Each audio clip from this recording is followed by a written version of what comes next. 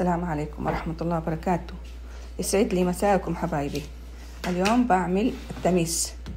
هنا في عندي الخميرة، حطيت ملعقة مليانة صغيرة خميرة، وأحط برضو ملعقة مليانة سكر. خلاص أحط عليه موية دافية.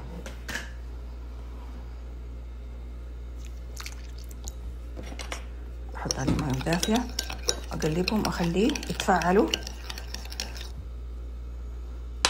وغطيه. هنا عندي 3 أكواب دقيق، أحط عليه 3 ملاعق حليب. أنا هنا حطيت 3 أكواب دقيق وحطيت 3 ملاعق حليب، ألخبطهم كويس. وأحط بدي أسوي الحين أحط الخميرة اللي تفعلت وأعجنهم. الحين أفرد العجينة كده،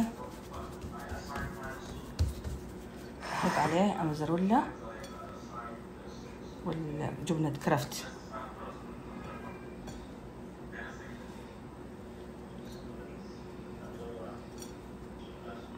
بعدين أسويهم زي البوكشة.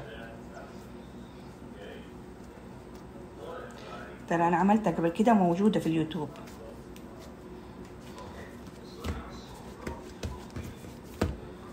بس أخليها ترتاح كمان شوية، وأمسك هذه الثانية برضو أفردها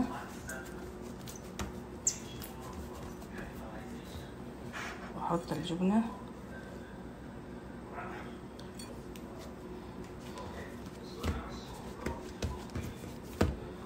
بس أخليها ترتاح كمان شوية، وأمسك هذه الثانية برضو أفردها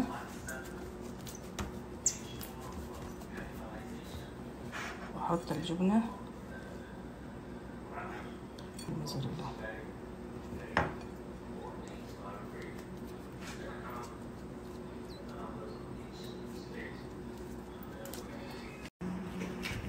الحين هذه أفردها، هذه السادة اللي ما في له شيء، أفرده كده بيدي.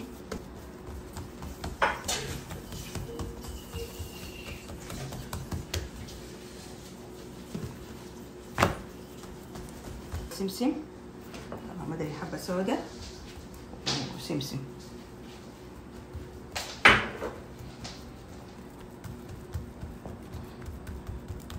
ليش احط بيدي في المويه؟ عشان تلصق السمسم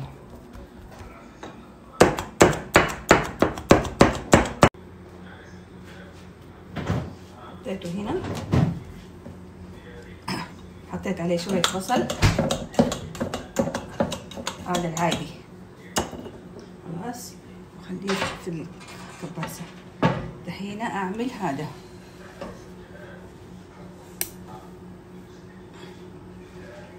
هذا أبو الجبنة، أفردها برضو كده، أفردها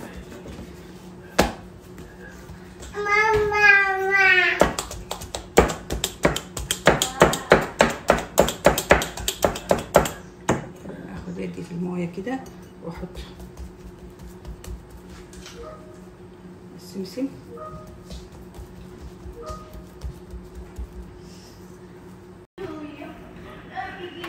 شوفوا ما شاء الله، لا قوة إلا بالله. تحت هذه كمان شوية. بس شوفوا ما شاء الله، لا قوة إلا بالله. هذا التميس السادة اللي ما هو محشي جبن. شوفوا كيف، يا سلام علينا وعلى عيونكم، بألف عافية إن شاء الله يا رب.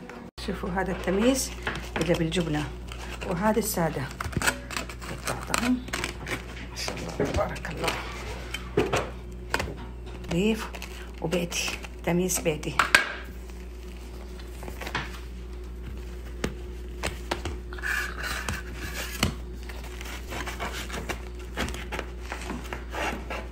الجبنة بتسيح، الجبنة ما شاء الله لا قوة إلا.